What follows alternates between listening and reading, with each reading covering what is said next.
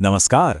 Board की परीक्षाएं बस आने ही वाली हैं और मुझे मालूम है कि इतिहास के असर्शन रीजन यानी अभिकथन कारण वाले सवाल आप में से कई लोगों को काफी परेशान करते हैं।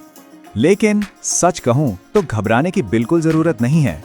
आज हम एक ऐसा आसान सा तरीका सीखेंगे ना जिससे ये सवाल चुटकियों में हल हो जाएंगे। और प्रैक्टिस के लिए हम अपना चैप्टर नंबर 4 औद्योगिकरण का युग इस्तेमाल करेंगे।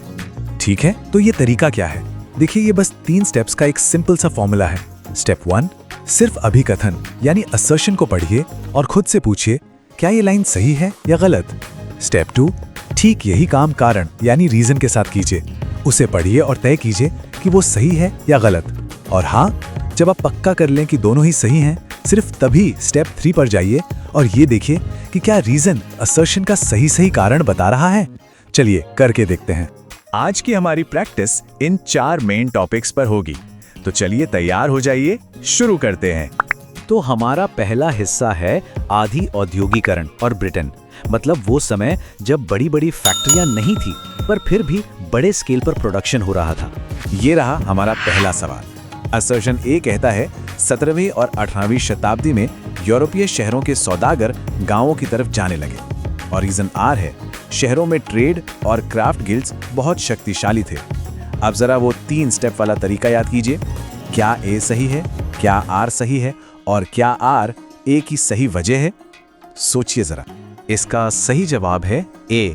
देखिए, शहरों में जो गिल्ड्स थे ना, वो नए व्यापारियों को घुसने ही नहीं देते थे, उनका पूरा कंट्रोल था। तो इसी मजबूरी की वजह से तो सौदागरों को गांव की ओर जाना पड़ा। मतलब कारण अभिकथन की एकदम सही वजह बता रहा है। चलिए अब दूसरा सवाल देखते हैं। असर्शन ए है, आदि औद्योगिकरण काल में उत्पादन सीधे तौर पर फैक्ट्रियों में होता था। और रीजन आर, इस व्यवस्था में उत्पादन एक जगह केंद्रित नहीं था बल्कि पूरे देहात में फैला हुआ था। ये सवाल आदि औद्योगिकरण के बेसिक कॉन्सेप्ट को ही परख रहा है। ध्यान से पढ़िए दोनों वाक्यों को। देखिए, असर्शन तो सीधा सीधा गलत है। आदि औद्योगिकरण का मतलब ही है फैक्ट्रियों से पहले का दौर जब काम घरों में होता था। लेकिन रीजन वाली बात वो बिल्कुल सही है कि काम पूरे देहात में फैला हुआ था। तो ए गलत, आर सही। बहुत बढ़िया। चलिए अब दूसरे भाग की ओर चलते हैं। यहाँ हम देखेंगे कि जब मशीनें आईं तो ब्रिटेन में मजदूरों की जिंदगी पर क्या असर पड़ा। जरा इस तस्वीर को देखिए, ये उस दौर की एक कड़वी सच्चाई दिखाती है।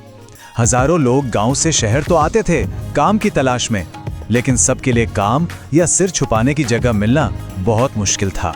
अगला सवाल टेक्नोलॉजी से जुड़ा है। असर्शन ए, नई औद्योगिक तकनीक महंगी होने के कारण व्यापारी उन्हें अपनाने में सतर्कता बरतते थे। और रीजन आर है, मशीनें अक्सर खराब हो जाती थीं और उनकी मरम्मत पर काफी खर्च आता था। क्या लगता है उस समय के उद्योगपति नई नई मशीनों पर आंख बंद करके पैसा लगा रहे थे? जरा सोचिए। इसका जवाब है ए। दोनों बातें बिल्कुल सही हैं और रीजन तो असर्शन को एकदम पक्के तौर पर समझा रहा है।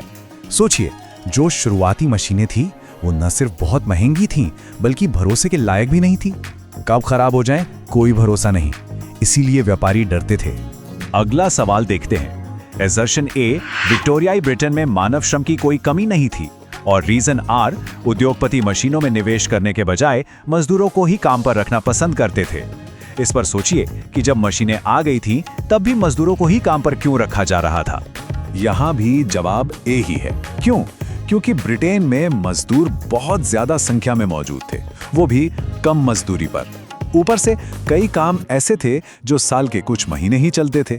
ऐसे में महंगी मशीन खरीदने से कहीं ज्यादा सस्ता था कि जब जरूरत पड़े मजदूरों को काम पर बुला लो। चलिए अब ब्रिटेन से निकलकर अपना ध्यान भारत की ओर लाते हैं और देखते हैं कि ईस्ट इंडिया कंपनी के आने के बाद हमारे यहाँ के बुनकरों की क्या हालत हुई। ये सवाल ईस्ट इंडिया कंपनी की बिजनेस पॉलिसी से जुड़ा है। असर्शन ए कहता है, ईस्ट इंडिया कंपनी ने भारतीय व्यापार पर एक अधिकार स्थापित करने के लिए गुमाश्तों को नियुक्त किया। और रीजन आर है, गुमाश्तों ने बुनकरों को दूसरे खरीदारों को माल बेचने से रोकने के लिए उन्हें पेशगी रकम दी। जरा गुमाश्ता के रोल के बारे में सोचिए। सही जवाब है ए। कंपनी ने गुमाश्तों को इसीलिए तो रखा था ताकि वो बुनकरों पर पूरी तरह से कंट्रोल कर सकें। वे बुनकरों को एडवांस पैसे देकर फंसा लेते थे और फिर बुनकर मजबूर हो जाते थे सिर्फ कंपनी के लिए काम करने को। किसी और को अपना माल बेच ही नहीं सकते थे। ये सवाल बहुत दिलचस्प है। असर्शन ए कहता है, 1860 के दशक में भारतीय बुनकरों को अच्छी कपास मिलने में मुश्किल होने लगी। रीजन आर है, अमेरिकी गृह युद्ध की वजह से ब्रिटेन ने भारत से कच्चे कपास का आयात बढ़ा दिया था। ये सवाल दिखाता है कि कैसे दुनिया के एक कोने में हो रही घटना का असर हजारों मील दूर भारत के किसी छोटे से गांव के बुनकर पर पड़ रहा था। हुआ ये कि जब अमेरिका में सिविल वॉर छिड़ा तो वहां से ब्रिटेन को कपास मिलना बंद हो गया। तो ब्रिटेन ने भारत से कपास खरीदना शुरू कर दिया, वो भी भारी मात्रा में। इसका नतीजा, भारत में ही कपास की कीमतें आसमान छूने लगी और हमारे बेचारे बुनकर उसे खरीद ही नहीं पाते थे। चलिए अब हम अपने आखिरी हिस्से पर आ गए हैं। यहाँ हम भारत में इंडस्ट्रीज के विकास और सामान बेचने के अनोखे तरीकों पर एक नजर डालेंगे। इस सवाल को देखते हैं। एसर्शन ए, प्रथम विश्व युद्ध ने भारत के औद्योगिक विकास को गति दी, और रीजन आर है, ब्रिटिश कारखाने युद्ध सामग्री बनाने में व्यस्त थे, जिससे भारत में मैनचेस्टर का माल आना कम हो गया। सोचिए, एक लड़ाई, वो भी वर्ल्ड वॉर, भारत की इंडस्ट्री के लिए एक मौका कैसे बन गई? इसका सही उत्तर है ए, युद्ध की वजह से ब्रिटेन की सारी मिल्स फौज के लिए सामान बनाने में जुट गईं, तो वहां से कपड़ा और दूसरा सामान भारत आना लगभग बंद हो गया। अब भारत में जो खाली बाजार बना, उसे भरने का सुनहरा मौका हमारी अपनी इंडस्ट्रीज को मिल गया और उनका खूब विकास हुआ। ये रहा हमारा आज का आखिरी सवाल। ये मार्केटिंग की एक बहुत ही अनोखी स्ट्रैटेजी से जुड़ा है। एसर्शन ए है, विज्ञापनों में अक्सर भारतीय देवी देवताओं की तस्वीरों का इस्तेमाल किया जाता था। और रीजन आर है, ये उत्पादों को दैवीय स्वीकृति से जोड़ने का एक तरीका था। इसका सही जवाब भी ए है। उस समय के मैन्युफैक्चरर्स बहुत चालाक थे। उन्होंने देवी देवताओं के तस्वीरों का इस्तेमाल इसलिए किया ताकि लोग उनके बनाए माल पर भरोसा करें, उसे पवित्र और अच्छा समझें।